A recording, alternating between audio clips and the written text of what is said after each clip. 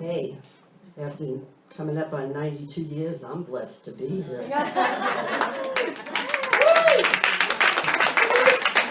was so irrational, illogical. I can't wrap my mind about it. That's why I rarely speak about it. Other people seem to have no regard for that fact, so they just pick it up and run with it.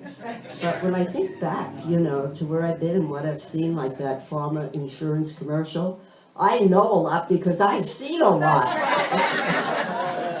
So, anyway, what is it all about? It's all about claiming that eternality. I was originally, before your beautiful honoring of me, I was going to get up and start like the rabbi. And so the love is the way that you see it. And the way that you feel it is the way that we're going to live it. And then the other part of it, showing from the Bible, the gentleman standing at the end, taking his shoes off, as everyone sings, on holy ground. It's not that the ground is holy. The holiness of it is the idea that the divine self of each and every one of us is standing on any piece of turf that we occupy. And that's what the holiness is. It's the self that you and I bring into every part of our world, moment by moment, day by day, in every way. So love, as you can see, you didn't have to really be a rocket scientist to know it's not always easy to receive love. You get that? Sometimes because perhaps of our original orientation to religion, it is more blessed to give than to receive. And so that translates very often to, well, how can I claim to be this divine, noble, royal essence of being in the very innermost nature of myself? Isn't that arrogant? Is that not being prideful? Is that not my ego coming to the fore? And yet the more that we can step into and really live from an appreciation of knowing that there's something so beyond the intellect and the things I think I know. And when I can come to a real deep personal relationship with that and maintain my consistent, constant contact with it, then I am being that which I have been brought forth into creation to be. And that's spiritual practice. Just the way you get to Carnegie Hall, that's the way you get to an appreciation of yourself. Practice, practice, practice. And so love has many forms, and the Greeks told us that. And so they described it in many ways. Some say there were 3 ways that the Greeks described it. Some say there are 7. It's like spiritual mind treatment. There's the 3-step, there's the 5-step, there's the 7-step, there's the country step, there's the urban, there's the city step. So, wouldn't that be cool, teaching a class on urban spiritual mind treatment? Yes. Yes. Would that not capture the millennials? Yes. So, they described it as eros, philia, and agape. Now, where does your mind go when you hear agape? Mine still goes to the agape center of universal truth and Michael Beckwith. So thanks to him for broadening our perception. But one thing I want you to know about the goddess of love, Aphrodite, the most compelling truth about her, not only was she the personification, the goddess that represented love and beauty and compassion and procreation, she was the patron saint of prostitutes.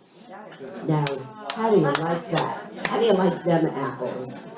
And so is that very distant, from the Christ who took on that wonderful, noble task of really predominantly dealing with the disenfranchised. So there you go, predating the Christ, how the connecting dots are always there. So love, in the sense of eros, it's the way we first connect with love, and that's physically. And it does have that sensual, passionate, instant chemistry of the law of attraction with someone.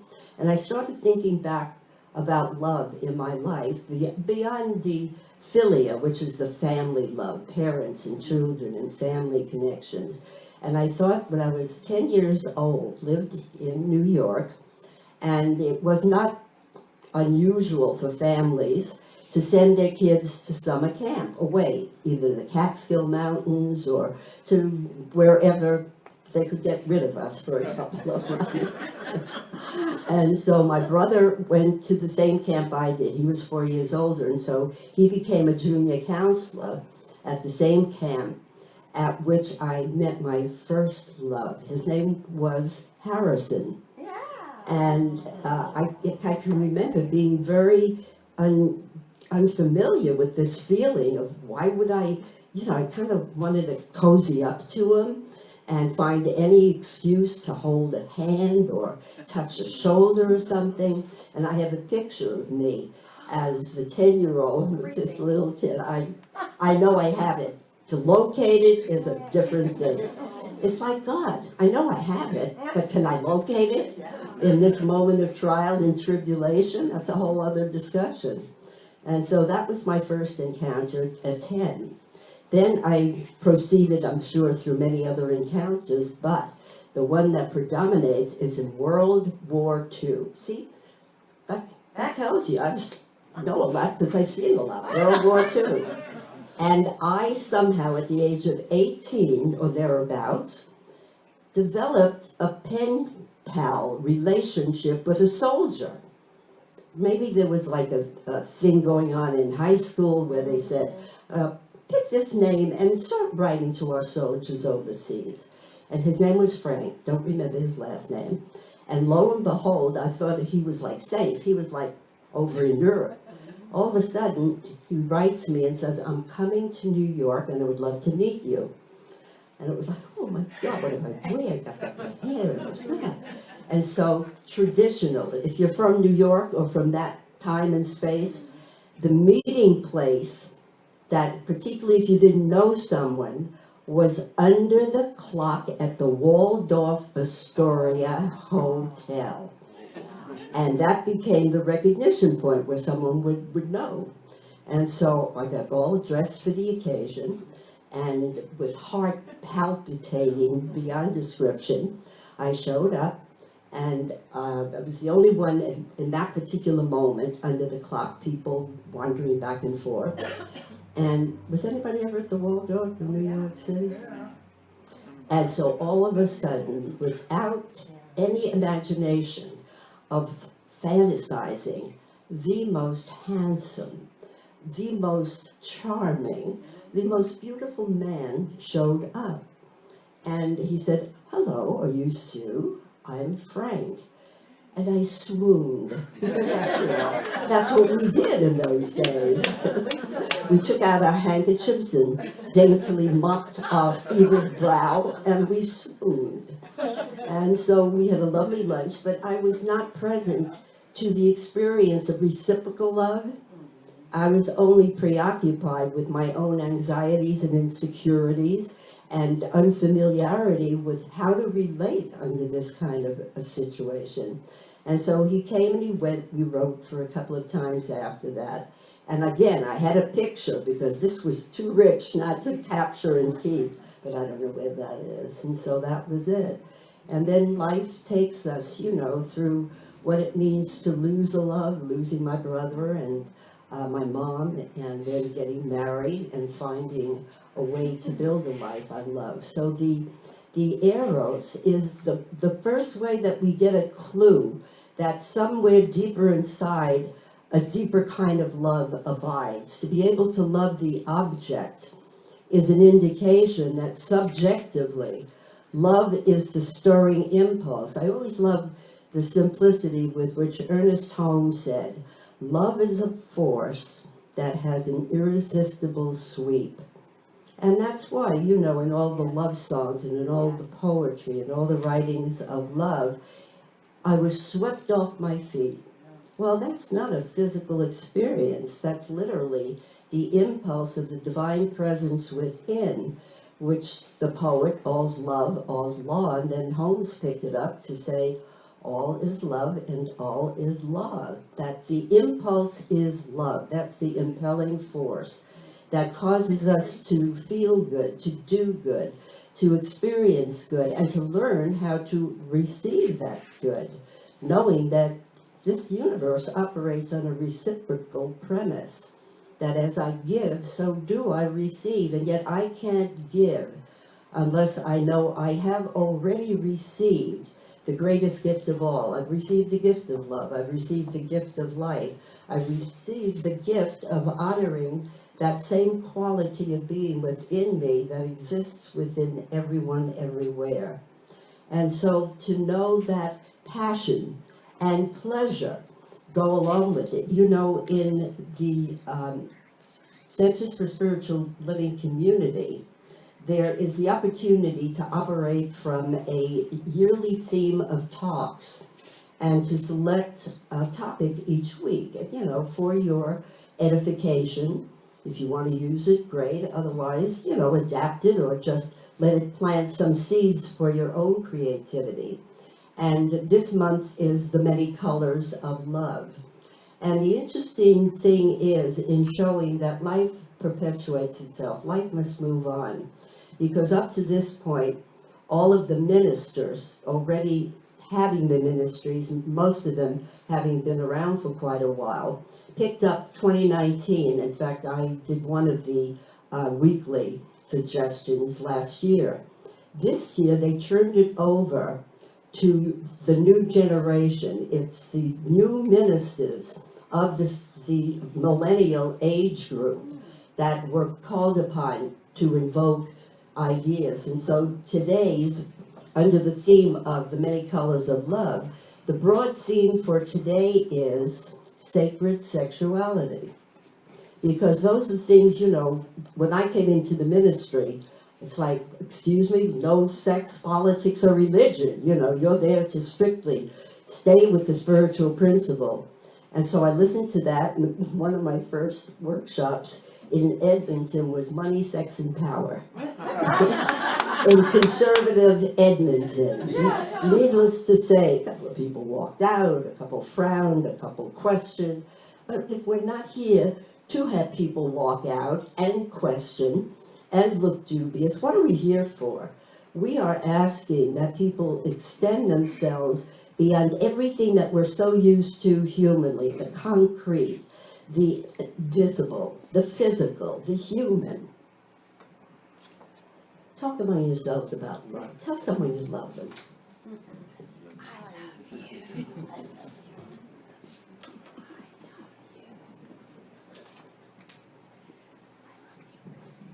Welcome back, live stream. So, if indeed that eros is the first clue we have as to a deeper kind of love, then that's our entry point. You know, we love our animals. Of course, mine is returned to its rightful owner.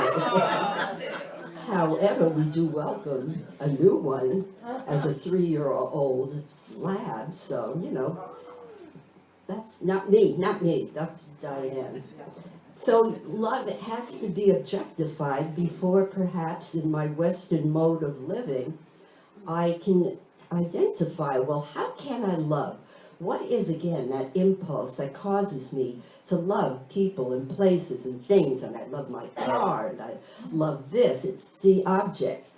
But all the while, that silent impulse is stimulating and impelling us to see things deeper, come deeper. Now that you see it so clearly by visible color and shape and form and differentiation, come to that which is undifferentiated, it's unconditioned. You know, it's a very hard thing listening to unconditional love, to say, I love you, and trust me, believe me, it's absolutely, in Yiddish, the expression, it's the emes, it's the truth. No kidding around about it. I don't need anything from you. I don't want anything from you.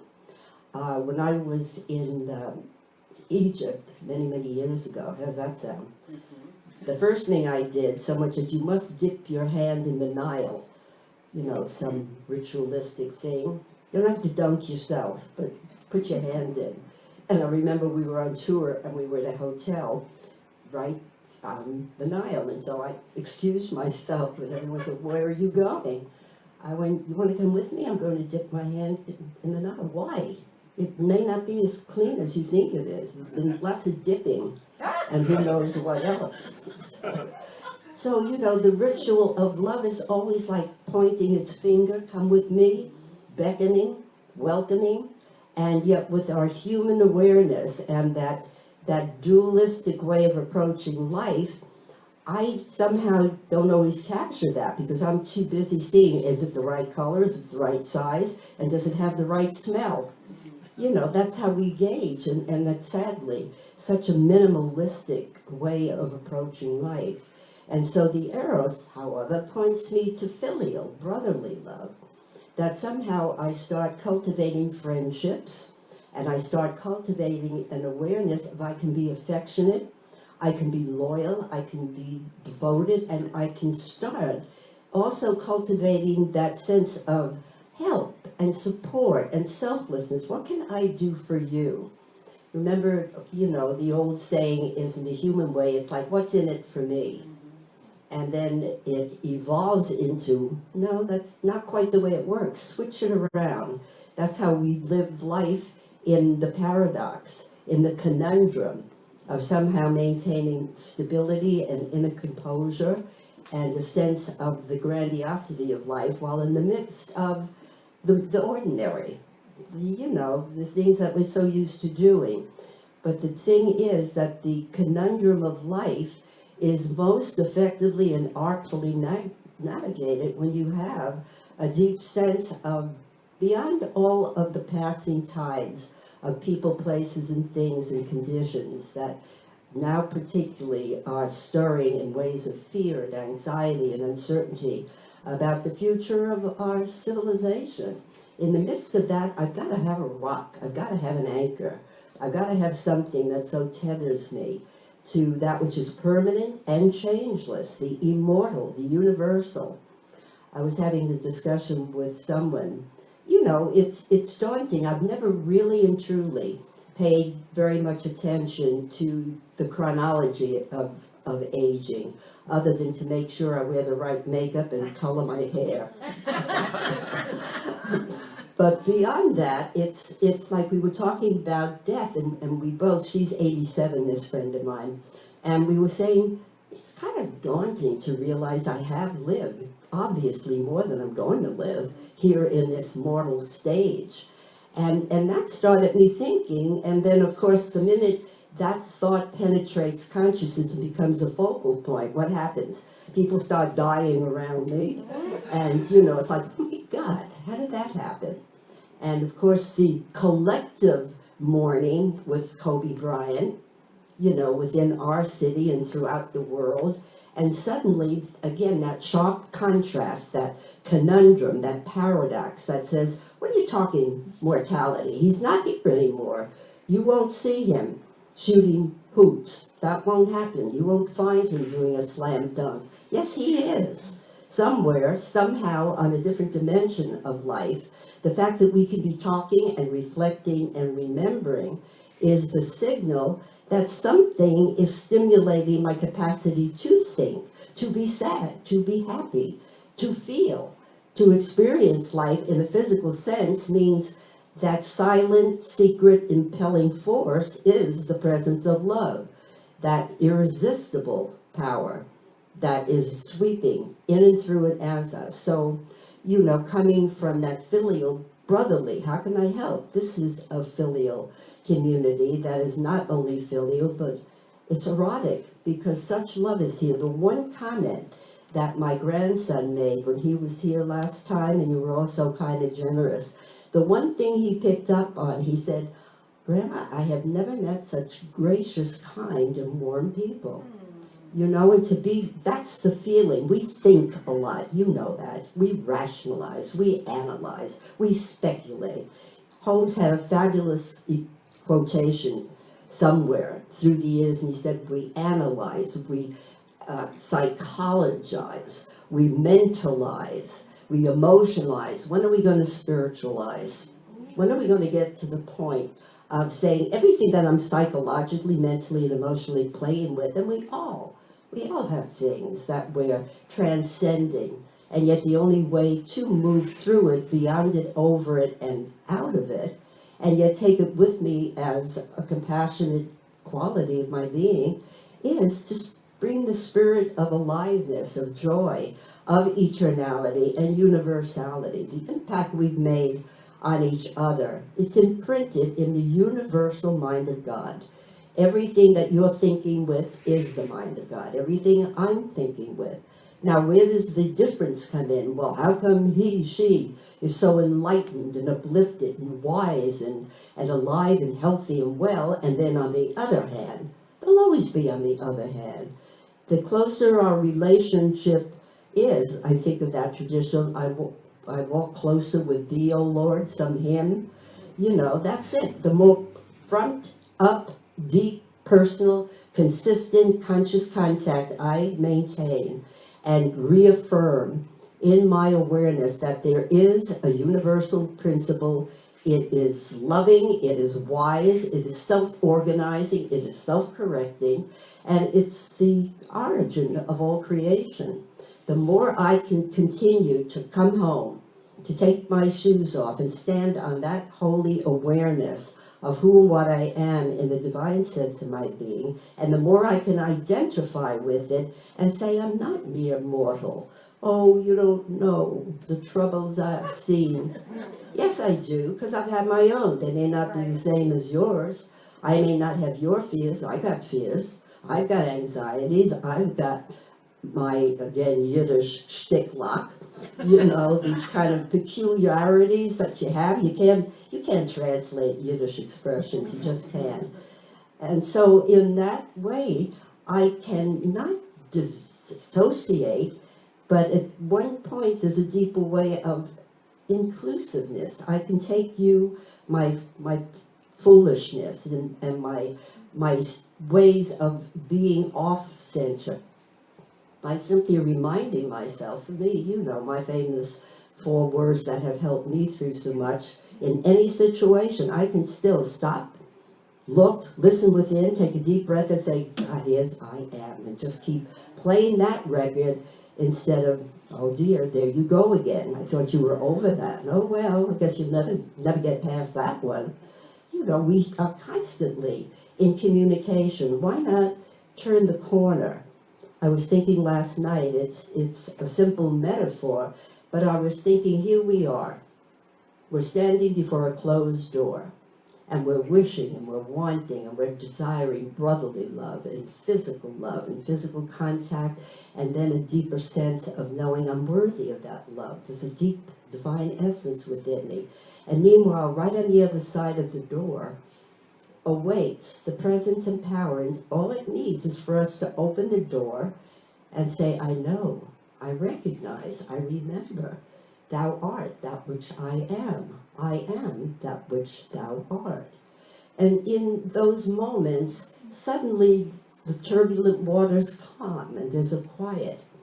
You know, I've been experiencing my adventure at the Meadowbrook Senior Living, where Fran Krellin is. I've been teaching a class over there every other Wednesday morning. In fact, Sandy was kind enough to come and be with the class. And it is such a new experience for me. And it really is an experience in humility and in compassion, because thankfully, you know, I'm running around in this 92-year-old body. Not every body, either at 50 or 60 or 70 or 80 or sometimes at 20 or at 10, is running around in that kind of a state of being. And to be able to communicate on common ground. I'm not talking to my peeps. It's easy, you're my peeps. At one level or another, you know what I'm saying. You know that at core level, I am essentially, fundamentally divine. Would you say that with me? I am essentially, fundamentally divine. And I live that through my body and my life. And I live that through my body and my life. Well, if I were to say that yet, I'll get there, but I'm not there yet. I have to find like the loopholes of commonality. And I just giggle every time I think of some of the responses, you know, that are so unrelated to a question I might ask, because everyone is at their own stage of evolution, And yet again, with all the objective differences in stature and state of physical being, mentally, emotionally, everyone's yearning and seed of remembrance still exists at the very heart. And that's what we're here to do. We're here to touch the heart. We've touched enough minds. We're still rattling around, watching now the advent, the full revving up of the political campaign on both sides, no matter where you look, and finding where is the love. And that's why this filial love and this erotic love all point us to agape, to the realization of the divine. And I will really forever be grateful for the works of so many people who refer to that, and particularly at this moment personally to Marianne Williamson for entering that race courageously, knowing in her heart, in mind and intellectually in her soul, I'm not going to be the president. And yet to be able to say that love was what Mahatma Gandhi was talking about, as when Buzz referred to the season for nonviolence. And that commemorates the death of Gandhi and Mahatma Gandhi, and the association being the death April 4th, and it goes through to, it starts January 31st and goes through to April 4th. And every day there's an affirmation, 64 days, 64 ways. And if you check it out today, at least on someone's website, the message for today is, I am the loving, compassionate presence of that which you can't see, and yet you're looking at it essentially. And that's the way we are. We have to come to terms with my point of identity is not human. Remember the old expression, I'm not a human having an occasional spiritual experience. I am predominantly, essentially, fundamentally divine, having that experience through this wonderful body temple. It's good to just come back to basics and remember that the mind I'm using, standing here before you, and you thinking, receiving, or maybe you're thinking, I forgot to turn the turner off on my coffee pot. Wherever you are, you're still using the same mind, but we're using it to different degrees and to different levels of understanding and awareness. The presence doesn't change, the power doesn't change, the principle of life perpetually, ongoingly offers itself to the degree that its creation awakens. The rose does that automatically. Animals do that automatically, subjectively. But we have that remarkable capacity to do whatever we do, think whatever we think, feel whatever we feel, and act in accordance with that, either motivated by a divine impulse or by standing behind that closed door and saying, God, I wish, I hope, maybe someday. And so that's the message today and every day. Let love have its way with you. Michael Beckwith used to love the affirmation, I give the divine full sway over my life, to be able to enjoy the dance of life with such fervor and passion that every time you see me, I am agape love. That's the stimulus for me being able to have filial brotherly love and to be erotically pleasured by having a deep love experience with someone and be able to convert that through the experience of sacred spirit.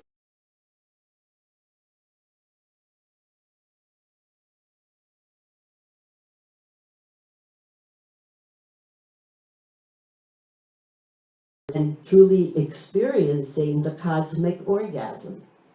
And so building on that, I thought, oh my goodness, isn't it interesting that in filial and erotic person-to-person relationship, regardless of what sexual preference, that moment of physical orgasm, why do so many people say, oh my God, oh my God, okay, you're embarrassed? Goodness, it's a fact of life. And perhaps, like for me, it's like remembering, capturing the memory. Why not include everything in this the human, and in the universal sense, it's all here for the asking. But it's true, when we have that experience erotically with someone. It is the divine moment of capturing what it feels like to sense unity. We can talk very logically and kind of in the global realm. Yes, I am one with God. I am one with all creation. All of us are cut from the same cloth. But the moments have to be given through our physicality and emotionality and mentality in order to, my goodness, that was the moment. Everything else dissolved.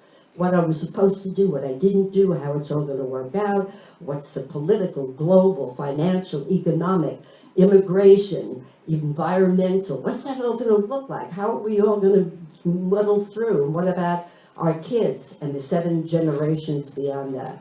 And so the message is to give love a chance in your life. There's never a moment, I don't really think, beyond any condition you may be in, because so often it's, I can't do that, I'm not getting around too much, or I am this or that, or I don't drive anymore. There's always a way to pick up a phone, actually write a note, ask where you can be of help, given your situation. There is still a way to continue to ask the divine every day, where is it that this love impulse would have me go? What would it have me do? What would it have me say, share, express, reveal? And point me there. And I go, I listen. I give the divine full sway over my life. I go with Agape all the way, and all the rest of my physical contacts, my mental, emotional, friendships, family, work related, students, teachers, all of that still traces back. I can take a moment of silence, and that's where it all happens. We're not going to find it through guided meditations and a lot of busyness while we ostensibly are meditating. You got to go to the silence and really discover the craziness of your own mind, and then take over, take dominion and say, not going there today. Today I am still, and I know that I am God's means to live. And that's the way it really is.